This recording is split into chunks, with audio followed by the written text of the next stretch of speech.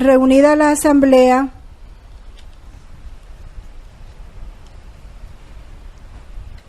se dispone todo el grupo presidido por el sacerdote para iniciar la liturgia de la palabra con un rito inicial que es un acto penitencial.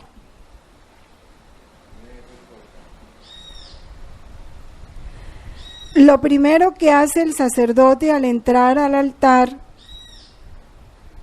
es hacer un gesto de veneración y besa el altar, porque el altar es Cristo. Estamos combinando la explicación del catecismo con el misal romano, 1349.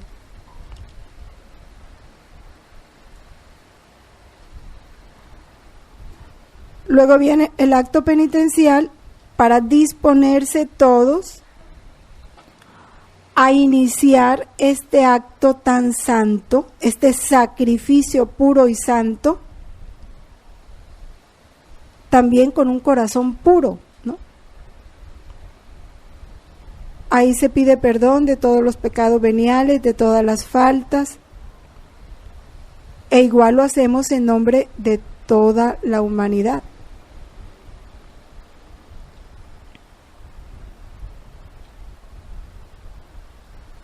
Y sabiendo ya que se está reproduciendo el sacrificio de Cristo, pues vivir con Cristo. Primero, ese momento previo a su bautismo, cuando Él hace la fila como un pecador más, frente al bautismo de Juan Bautista. Él se alistó en la fila de los pecadores para ser bautizado con un bautismo de penitencia. El puro se comporta como uno más entre los impuros. Y también el momento del huerto de los olivos, cuando Él carga sobre sí todos los pecados de la humanidad. Entonces, actuar esos momentos en la vida de Cristo. El acto penitencial se prolonga hasta el Señor ten piedad. Luego sigue el Gloria en los tiempos en que se celebra el Gloria, que son los tiempos de fiesta, de alegría, de gozo, de júbilo, en las solemnidades.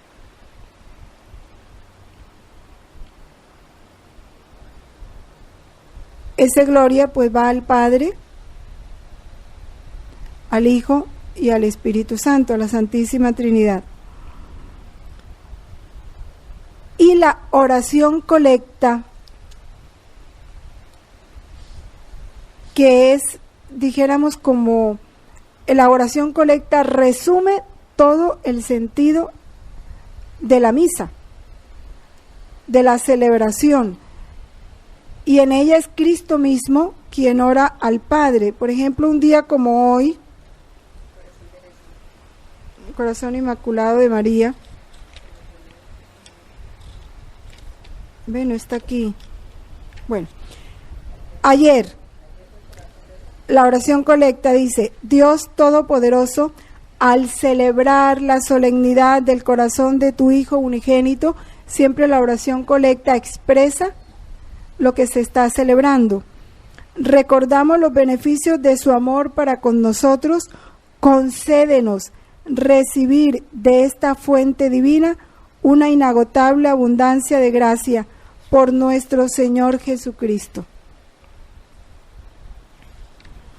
Siempre expresa el día de la Santísima Trinidad. Por ejemplo, la oración colecta dice: Dios Padre Todopoderoso, que has enviado al mundo la palabra de la verdad y el espíritu de la santificación para revelar a los hombres tu admirable misterio, concédenos profesar la fe verdadera, conocer la gloria de la eterna Trinidad y adorar su unidad todopoderosa.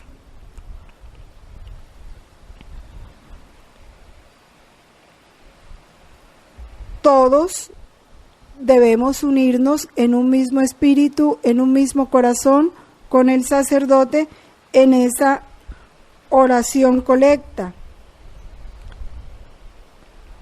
Estar en la presencia de Dios, formular interiormente esa misma súplica, hacerla nuestra.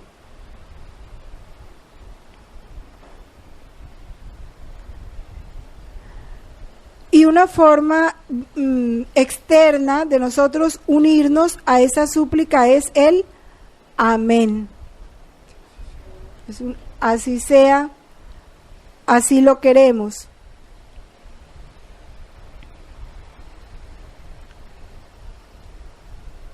Cuando la oración va dirigida al Padre, siempre se termina diciendo: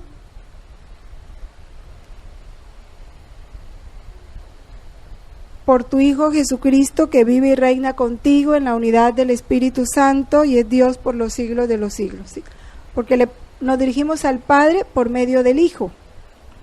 Cuando la oración se dirige al Hijo, entonces se dice: tú que vives y reinas con el Padre en la unidad del Espíritu Santo y eres Dios por los siglos de los siglos.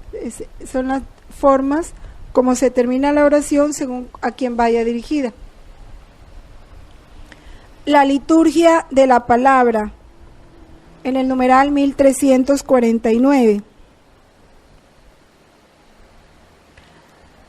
Comprende escritos de los profetas del Antiguo Testamento y las memorias de los apóstoles, sus cartas y los evangelios.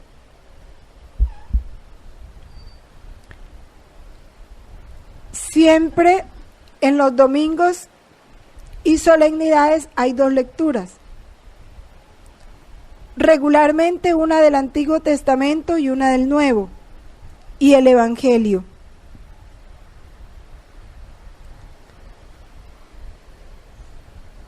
Otras veces se toma una de los Hechos de los Apóstoles, una epístola y el Evangelio.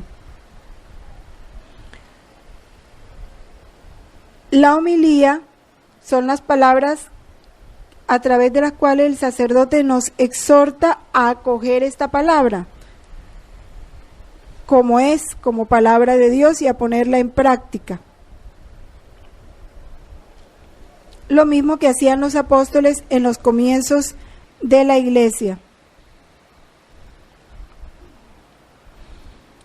En el momento de la liturgia de la palabra, igual nos está sirviendo un banquete, el banquete de la palabra de Dios.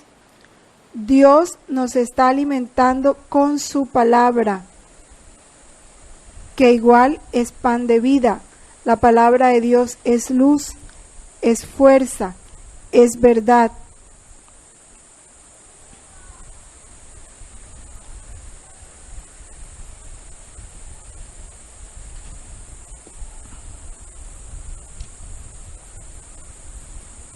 Siempre estas explicaciones las hace el sacerdote. El Evangelio se escucha de pie en señal de veneración y de disposición a cumplirlo. Por eso lo escuchamos de pie.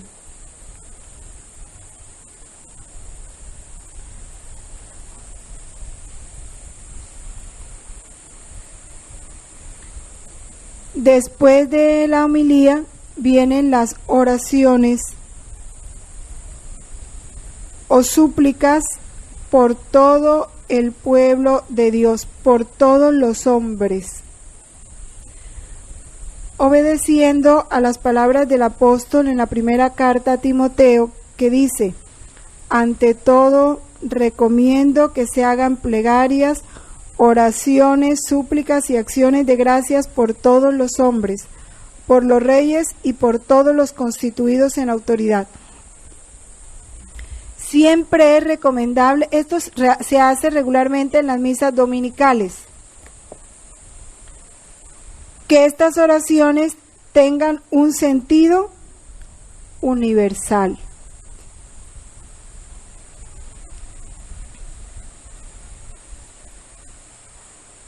Los domingos es obligación la homilía para el sacerdote. Puede omitirla en las semanas, puede, pero es recomendable que la haga. Pero el domingo sí no puede omitirla, por ninguna causa. Porque es el día en que se reúne la asamblea de manera especial a alimentarse de la palabra, y él como pastor está obligado a conducir a su pueblo. Antes de la oración universal viene la profesión de fe o el credo.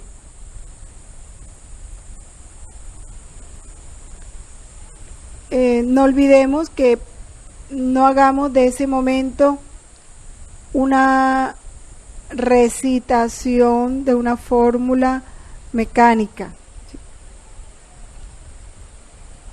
Luisa acostumbra hacer un giro, hay en su volumen es un giro con el credo. Ella se une a todos los hombres, especialmente a los no creyentes, y desde el corazón de cada uno de los no creyentes, ella dice en nombre de ellos, a Dios creo, para que a ellos llegue esa fe que no tienen. Entonces son momentos que tenemos que vivir, no evitar que en la misa haya ritos o actos mecánicos, ¿no? Que sean verdaderamente sentidos. En la oración universal, ¿qué sucede? El pueblo ejercita su oficio sacerdotal y ruega por todos los hombres. Por eso conviene que esta oración se haga en las misas en las que asiste el pueblo, que son las misas dominicales. La Iglesia da una recomendación para estas oraciones. Primero, por las necesidades de la Iglesia. Segundo, por los que gobiernan el Estado y por la salvación del mundo. Tercero, por los que sufren. Y cuarto, por la comunidad local. Fíjense que no hay intenciones particulares.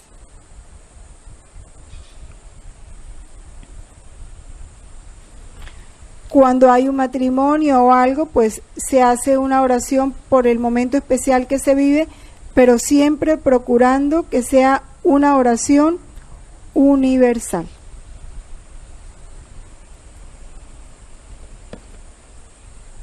Terminada la liturgia de la palabra, viene la liturgia eucarística, que se inicia con la presentación de las ofrendas, el ofertorio. Vamos viendo cómo sigue conservando la estructura inicial de los primeros tiempos de la Iglesia. Se lleva al altar en procesión el pan y el vino. Siempre son presentados al sacerdote. Por eso la credencia, que es la mesita auxiliar, está un poco retirada del altar, para que quien ayuda al sacerdote va por las ofrendas y se las trae al sacerdote. Cuando se quiere solemnizar la misa, pues se hace una procesión desde la entrada, puerta de entrada, hasta el altar. En la misa dominical en muchos templos lo hacen. Las personas suben procesionalmente las ofrendas, que van a ser ofrecidas por el sacerdote en nombre de Cristo y que se van a convertir en su cuerpo y en su sangre. Es la acción misma de Cristo en la última cena. Solo la Iglesia presenta esta oblación pura al Creador, ofreciéndole con acción de gracia lo que proviene de su creación. Por eso dice el sacerdote, este pan, fruto de la tierra y del trabajo del hombre, ¿sí? Porque en ese momento se le está presentando a Dios los mismos frutos que Él nos ha dado en la creación.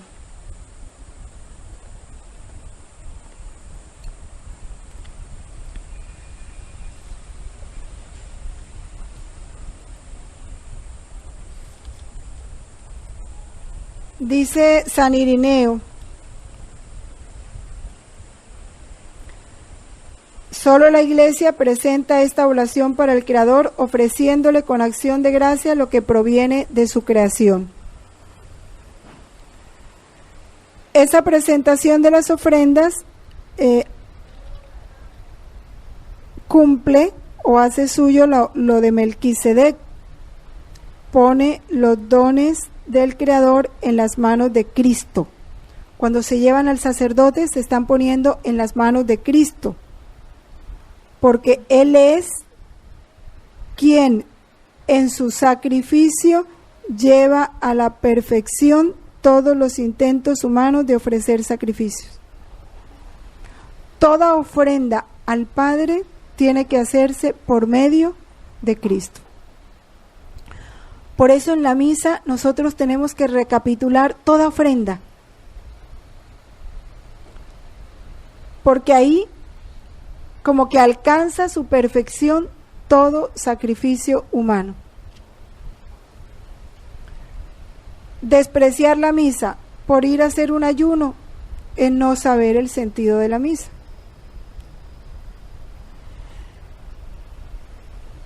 Los cristianos desde el comienzo, junto con el pan y el vino, presentan también los dones para compartirlos con los hermanos. Y por eso en el momento del ofertorio se hace la colecta del dinero o de las especies con los que se quiere compartir en favor de los más necesitados. Es por eso es en ese momento, ¿no? Porque uno está uniendo a esa ofrenda del pan y el vino todo lo que uno quiera ofrendar, porque lo que uno va a ofrendar al pobre, ¿a quién se lo está ofrendando? A Cristo. Ese es el sentido.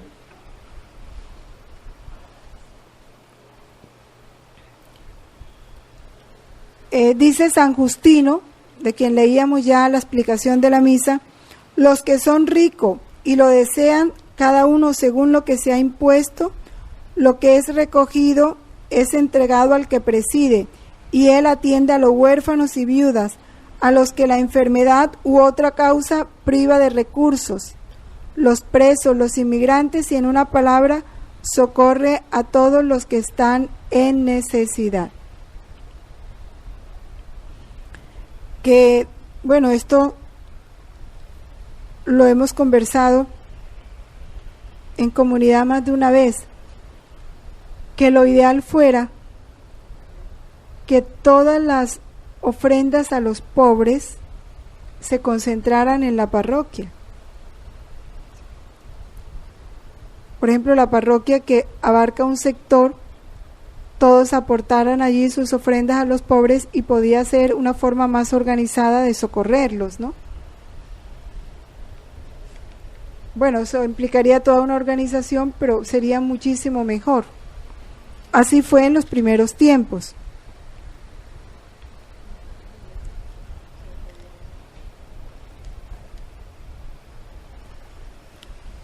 Terminada la colocación de las ofrendas, se concluye la preparación de los dones. En el ofertorio apenas se preparan los dones y el sacerdote nos invita a orar juntos. Y con la oración sobre las ofrendas, todo queda preparado para la plegaria eucarística.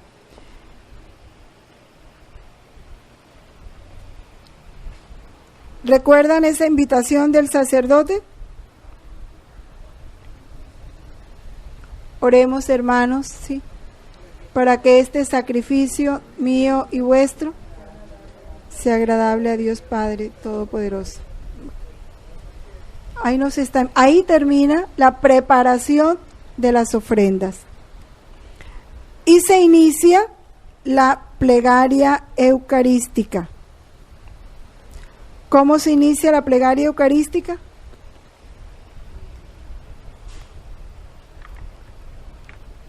A ver si la recuerdan.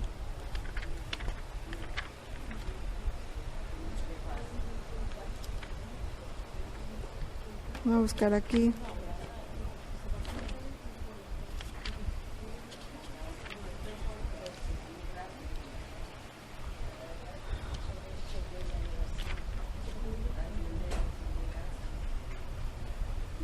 ¿Cuál es?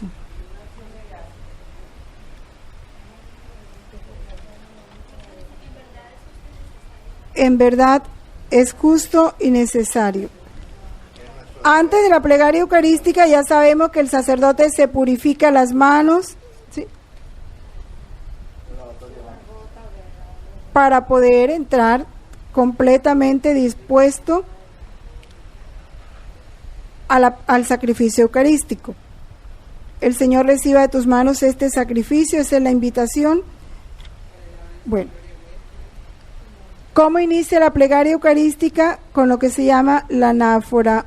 Señor esté con vosotros, levantemos el corazón, demos gracias al Señor nuestro Dios, es justo y necesario. Bueno, ahí empieza lo que es la plegaria eucarística, lo que es el prefacio.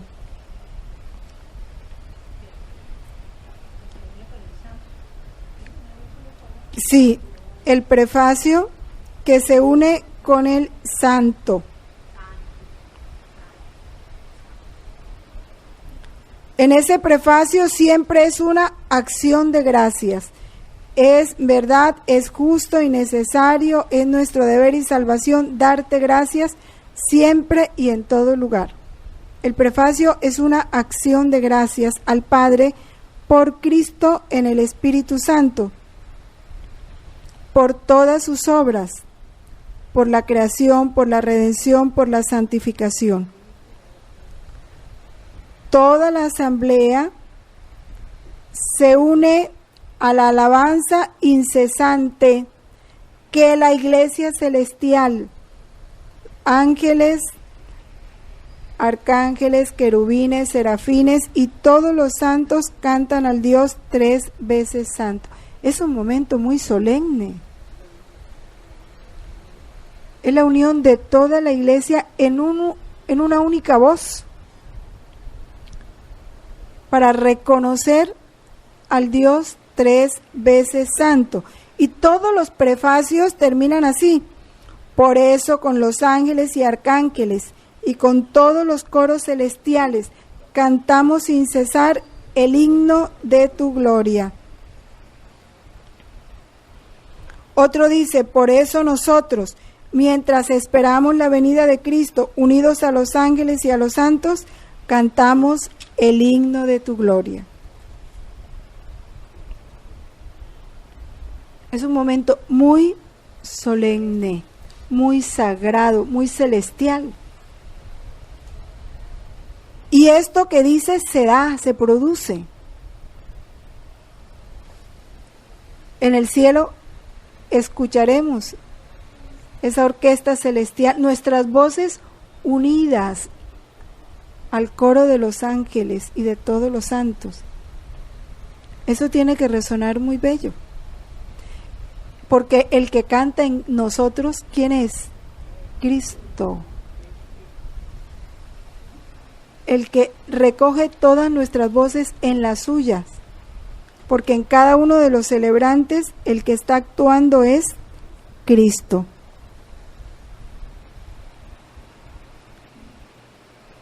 ¿Qué es la epíclesis? Después del prefacio,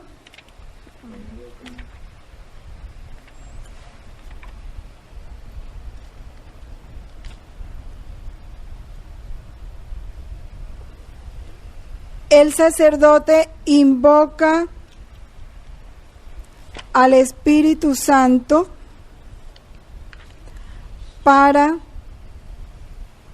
invoca su poder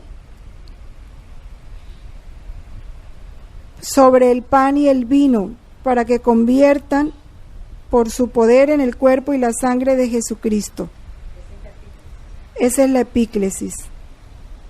Cuando se invoca, se pide al Padre que envía su Espíritu para que transforme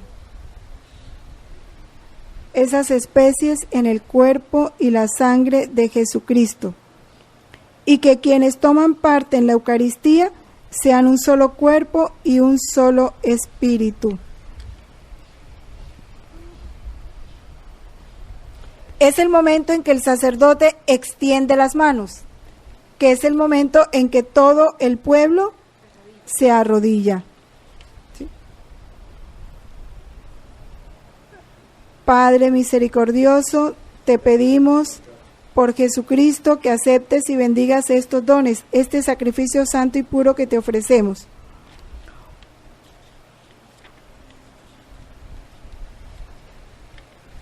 Hay otra parte que dice: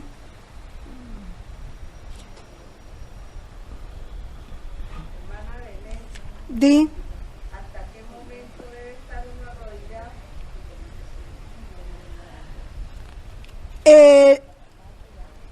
Esto varía en diferentes sitios, ¿no? Aquí, hasta donde sé, después de la consagración, normalmente en la mayoría de los templos se coloca la asamblea de pie. En otros países se permanece arrodillado hasta el Padre Nuestro. Como es la costumbre aquí. Pero cuando estemos en otro templo y el sacerdote quiera que todos estemos de pie, debemos ponernos de pie.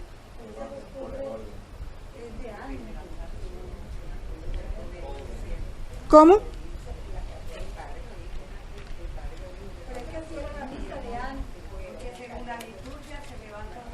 Bueno.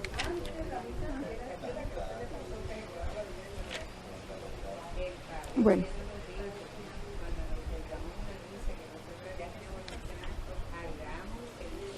Bueno, la epíclesis va hasta el momento de la consagración. En el relato de la institución, las fuerzas de la palabra y de la acción de Cristo y el poder del Espíritu hacen sacramentalmente presente bajo las especies de pan y vino su cuerpo y su sangre.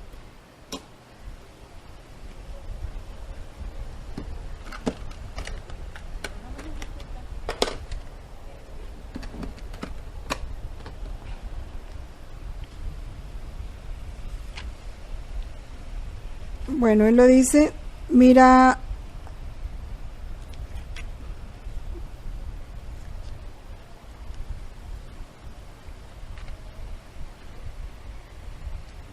el cual tomó pan en su santa y venerable mano y levando los ojos al cielo hacia ti, Dios Padre Todopoderoso. Bueno, ahí empieza la consagración, ¿no? Después de la consagración viene la asamblea, la anamnesis,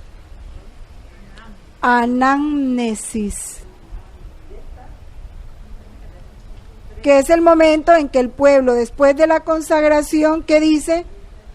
Anunciamos tu muerte, proclamamos tu resurrección, ven Señor Jesús. En ese momento toda la iglesia hace memoria de la pasión, de la resurrección y del retorno glorioso de Cristo Jesús.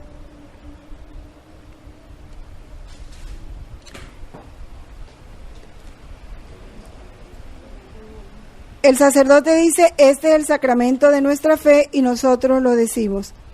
Continúa el sacerdote la plegaria eucarística, a través de la cual el sacerdote presenta al Padre la ofrenda de su Hijo, porque ya lo tiene ahí, vivo y real, que también es una plegaria hermosa. Por eso, Padre, nosotros, tus siervos y todo tu pueblo santo, al celebrar este memorial de la muerte gloriosa de Jesucristo nuestro Señor, de su santa resurrección del lugar de los muertos y de su admirable ascensión a los cielos, te ofrecemos, Dios de gloria y majestad, de los mismos bienes que nos has dado, el sacrificio puro, inmaculado y santo, pan de vida eterna y cáliz de eterna salvación. Te pedimos, Dios Todopoderoso, que esta ofrenda sea llevada a tu presencia, hasta el altar del cielo por manos de tu ángel, para que cuantos recibimos el cuerpo y la sangre de tu Hijo, al participar aquí de este altar, seamos colmados de gracia y bendición. Hay varias, esa es la 1. La 3 es la que regularmente el Padre Pedro hace.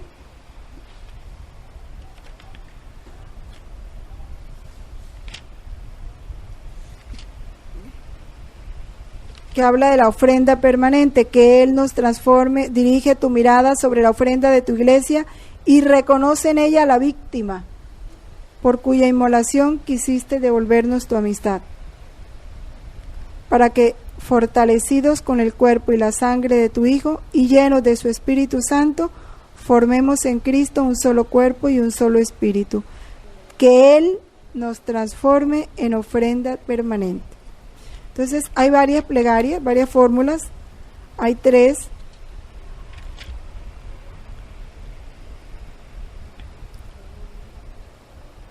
Ahí se ora por el Papa, por el obispo y todos los obispos, los presbíteros, los diáconos y todo el pueblo reunido. Por los difuntos, ¿sí? Se hace una oración por todos. Son las intercepciones, el momento de la intercesión. La Iglesia expresa que la Eucaristía se celebra en comunión con toda la Iglesia del cielo y de la tierra, de los vivos y de los difuntos. No se escapa nadie. Todo esto nos va llevando a comprender cada vez más cómo la Eucaristía lo encierra todo. Entonces, cualquier particularismo para los que ya conocemos todo el sentido de la Eucaristía, como que no, como que sobra, ¿no? Ahí está, ahí van todos, los vivos, los difuntos, toda la corte celestial, todo está ahí metido. Y en comunión con los pastores de la Iglesia, el Papa, el obispo de la diócesis, su presbítero, sus diáconos y todos los obispos del mundo entero con sus iglesias. Está todo ahí.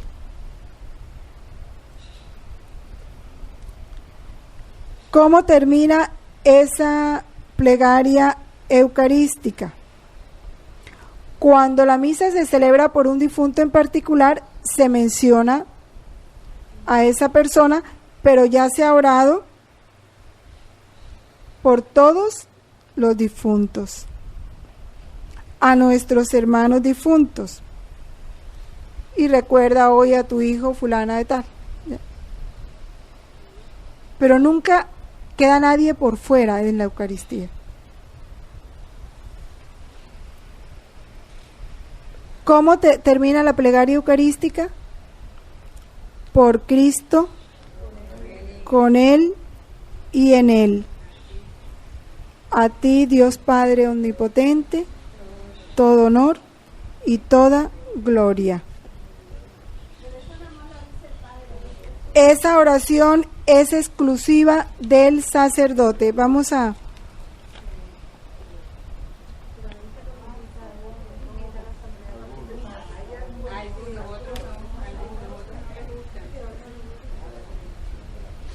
Miren lo que dice aquí. Desde te alabamos, Padre Santo, hasta llevando a plenitud su obra en el mundo, lo dice solamente el celebrante principal con las manos extendidas. La doxología final, que es esta, ¿sí? Esta que les decimos, por Cristo, con Él y en Él, eso es la doxología final. De la plegaria eucarística puede pronunciarla o solo el celebrante principal o con él todos los demás sacerdotes concelebrantes, pero no el pueblo, ¿sí? O lo dice solo el celebrante principal o todos los concelebrantes, pero no el pueblo. Y de esto lo recalca muy bien el Santo Padre en su último documento sobre la liturgia. ¿Está uno obligado si el sacerdote nos pide que nos unamos a esa oración? No, porque ya hay una orden superior a él, que es la del Papa. ¿Ya? Ya el Papa habló para toda la Iglesia y estamos obligados a obedecer primero al Papa y después al sacerdote. ¿Ya? Más bien con caridad se le puede, en un momento de diálogo, decir con el documento: Padre, mire esto aquí, por si de pronto él no ha leído el documento. Pero si ya el Papa dijo que es solo el celebrante, es solo el celebrante.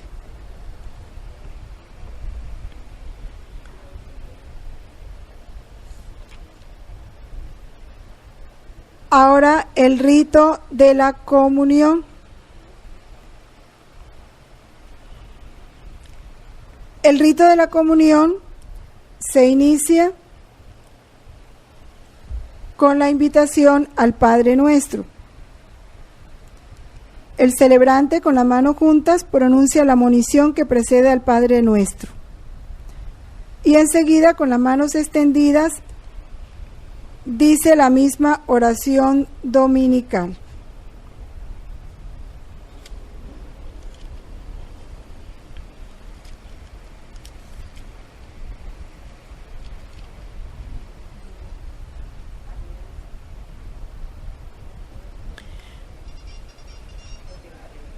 En la comunión, los fieles reciben el pan del cielo y el cáliz de la salvación.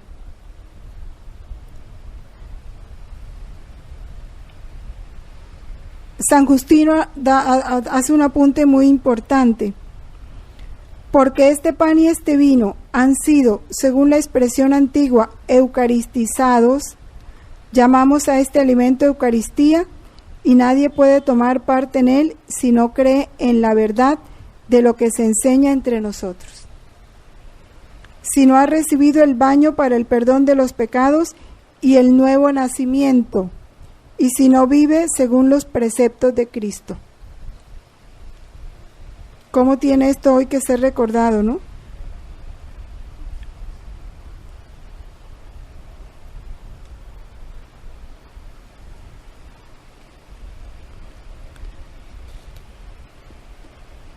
Después,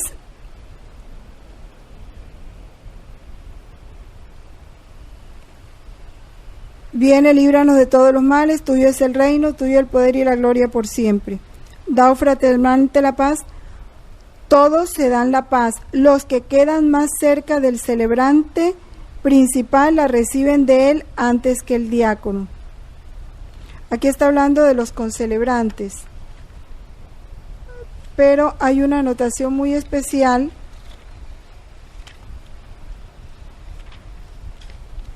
donde dice que ese rito de la paz debe hacerse con los que están más cercanos.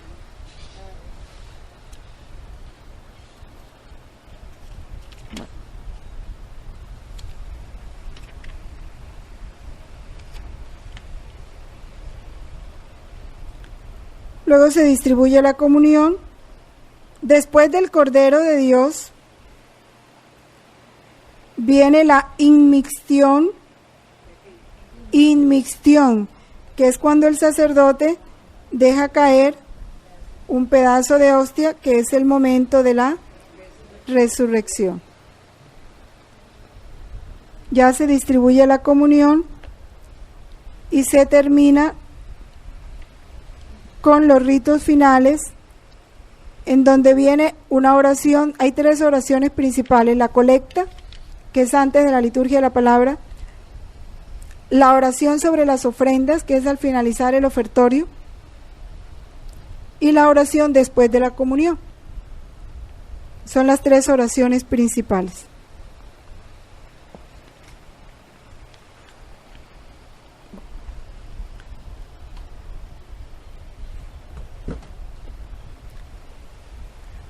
Son las partes principales de la misa.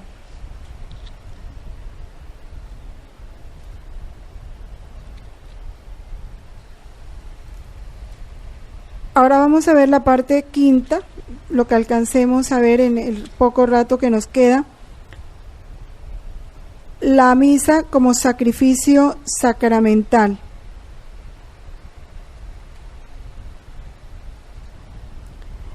En la misa ofrecemos al Padre lo que Él mismo nos ha dado. El pan y el vino convertidos en el cuerpo y la sangre de su Hijo.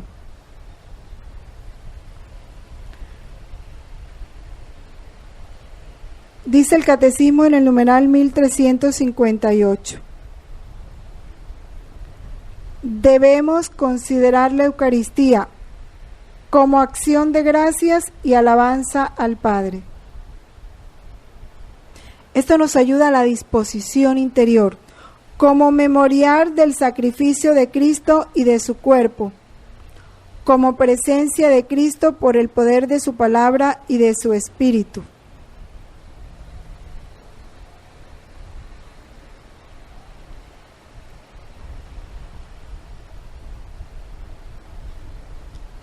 Es un sacrificio de alabanza en acción de gracias por la obra de la creación. En el sacrificio eucarístico, toda la creación amada por Dios es presentada al Padre a través de la muerte y resurrección de Cristo. Aquí nos está explicando cómo la Eucaristía lo encierra todo, ¿no? Creación, redención y santificación. Al ofrecer la Eucaristía, estamos tomando todos los dones de la creación y en Cristo se los presentamos al Padre.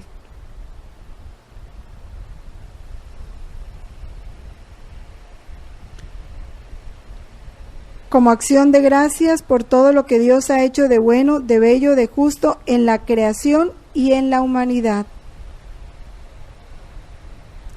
Es un sacrificio de acción de gracias al Padre, en reconocimiento de todos sus beneficios, por lo que ha realizado mediante la creación, la redención y la santificación.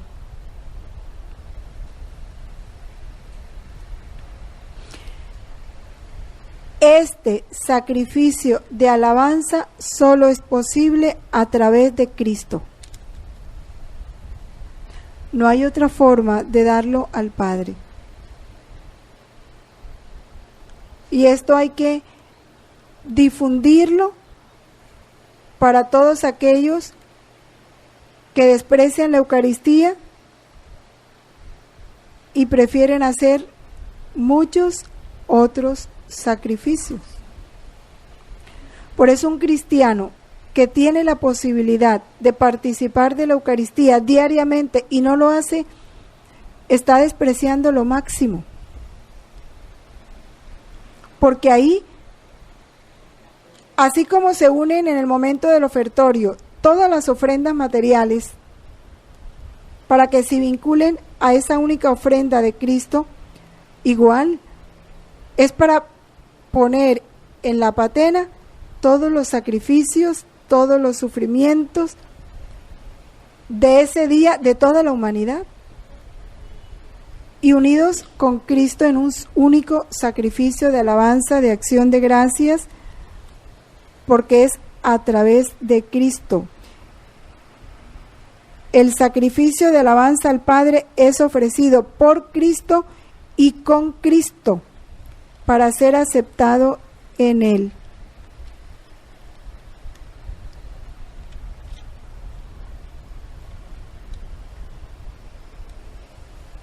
También la misa, además de ser un sacrificio de alabanza al Padre, es el memorial sacrificial de Cristo y de su cuerpo, que es la Iglesia. Y repetimos lo que ya todos sabemos, no es solamente el recuerdo de los acontecimientos del pasado, lo dice el numeral 1363. sino la proclamación de las maravillas que Dios ha realizado en favor de los hombres.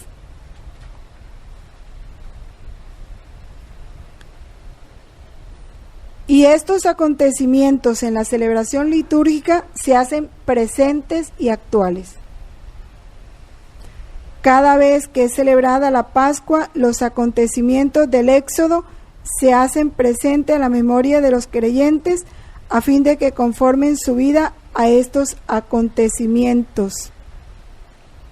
El sacrificio de Cristo, que se ofreció una vez para siempre en la cruz, permanece siempre actual. Cuantas veces se renueva en el altar el sacrificio de la cruz en el que Cristo, nuestra Pascua, fue inmolado, se realiza la obra de nuestra redención. Por eso la Eucaristía es también un sacrificio.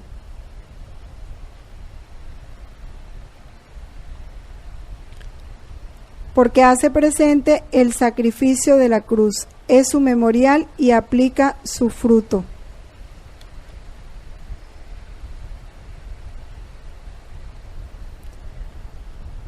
Vuelve y repite el catecismo lo que dijo al comienzo: el sacrificio de Cristo y el sacrificio de la Eucaristía son un único sacrificio. Una y la misma víctima que se ofrece ahora por el ministerio de los sacerdotes, que se ofreció a sí misma entonces sobre la cruz. Solo difiere la manera de ofrecer. En la cruz fue un sacrificio cruento, con derramamiento de sangre. En la Eucaristía el sacrificio es incruento, sin derramamiento de sangre. Estamos en el numeral 1367. La única.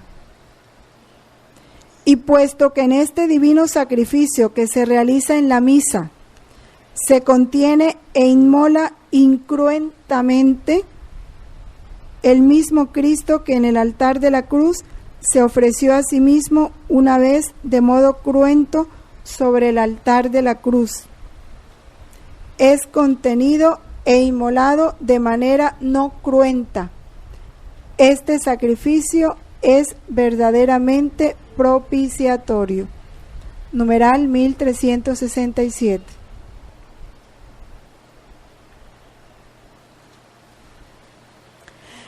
Pero al mismo tiempo que es el sacrificio de Cristo, es el sacrificio de la Iglesia.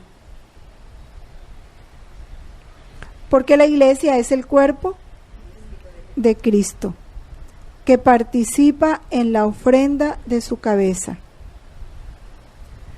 Con él, ella se ofrece totalmente.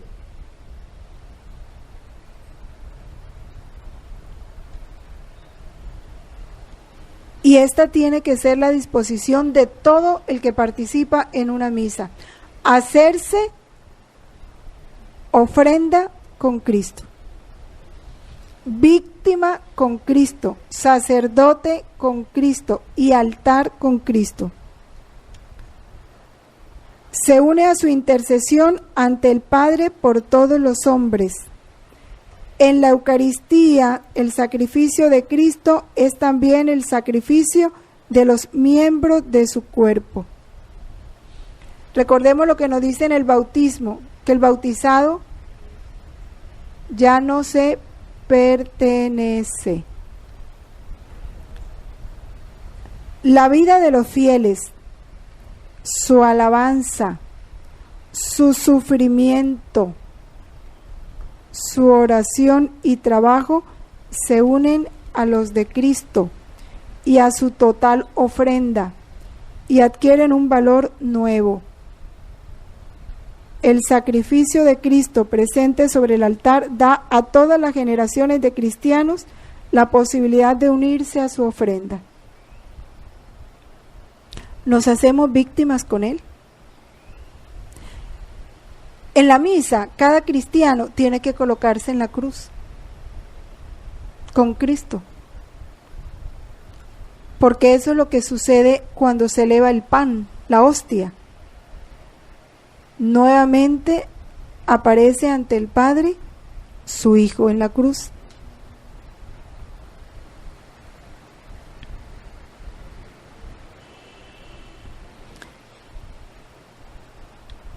El párrafo que sigue lo confirma, dice: en las catacumbas la iglesia es con frecuencia representada como una mujer en oración, los brazos extendidos en actitud de orante, como Cristo que extendió los brazos sobre la cruz. Por Él, con Él y en Él, la iglesia se ofrece e intercede por todos los hombres.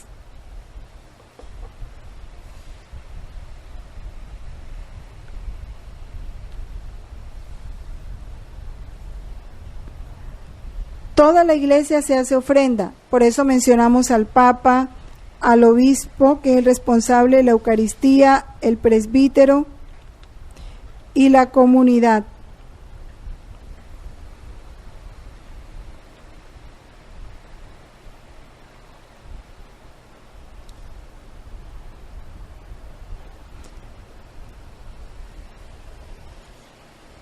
San Ignacio de Antioquía dice que solo sea considerada como legítima la Eucaristía que se hace bajo la presidencia del obispo o de quien él ha señalado para ello.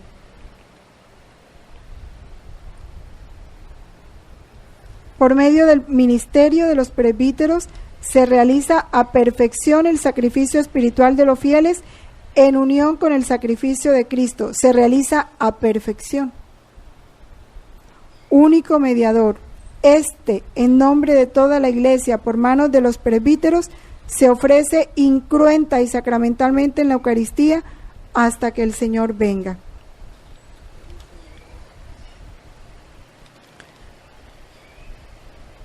A esta ofrenda de Cristo se unen no solo los miembros que están todavía aquí abajo, sino también los que están ya en la gloria del cielo. La Iglesia ofrece el sacrificio eucarístico en comunión con la Santísima Virgen María y haciendo memoria de ella, así como de todos los santos y santas. En el numeral 1370 es bien importante. En la Eucaristía, la Iglesia con María está como al pie de la cruz, unida a la ofrenda y a la intercesión de Cristo.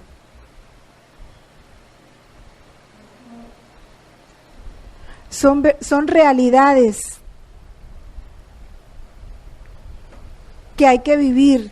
Por eso, cuando entremos al templo a esto, es como si todo desapareciera, ¿no? Como que nos metámonos en toda esa iglesia gloriosa, triunfante y la purgante, porque también ese sacrificio es ofrecido por los fieles difuntos que han muerto en Cristo, que todavía no están plenamente purificados, pero que están allí, recibiendo los beneficios de ese sacrificio.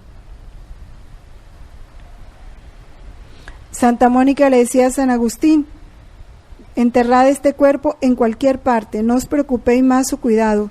Solamente os ruego que donde quiera que os hallareis, os acordéis de mí ante el altar del Señor.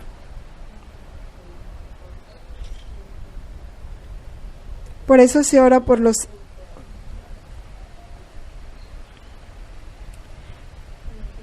San Agustín nos impulsa a una participación cada vez más completa en el sacrificio, diciéndonos esto, y con esto ya terminamos. Esta ciudad